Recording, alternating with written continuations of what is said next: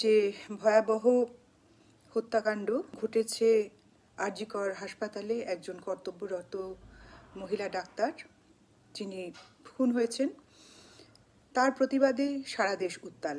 যে অন্যায়ের মোকাবিলা করবার জন্যে এবং তার প্রতিকার পাবার জন্যে মানুষ যে পথে নেমেছে স্বতঃস্ফূর্তভাবে, তারা দল মত লিঙ্গ নির্বিশেষে, সবাই বয়স নির্বিশেষে।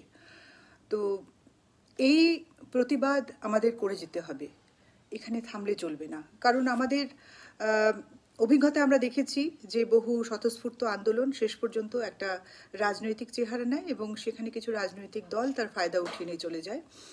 সাধারণ মানুষের যে কষ্ট, সেটা কষ্টটা থেকেই যায়। এই ধিকি ধিকি তুষের আগুন আজকে দাউ দাউ করে জ্বলে ওঠার মতন জায়গায় এসে পৌঁছেছে।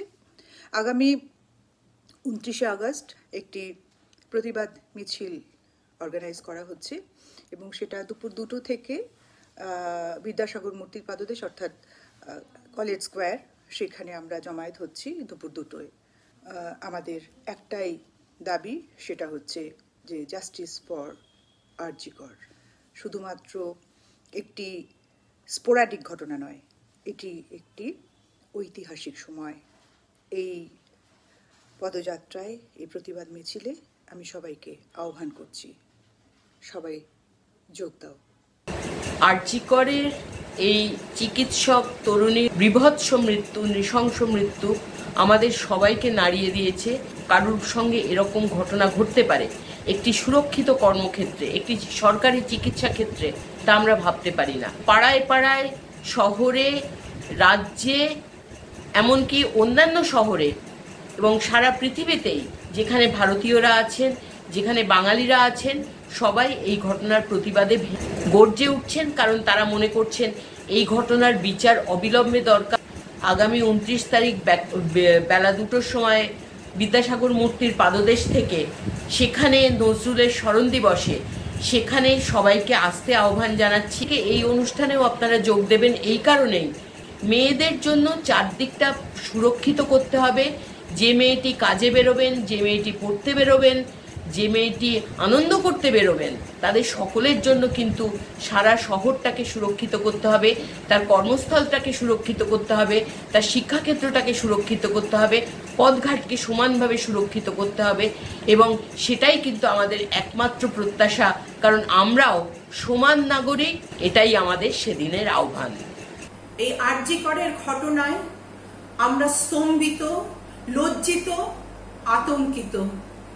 কিন্তু এই আতঙ্ককে ঝেড়ে ফেলে দিয়ে সমগ্র বাংলা, আপামর জনসাধারণ যেভাবে প্রতিবাদের ঝড় তুলেছে, তাতে আরেকবার প্রমাণিত হয় আমরা এখনো মরে যাইনি।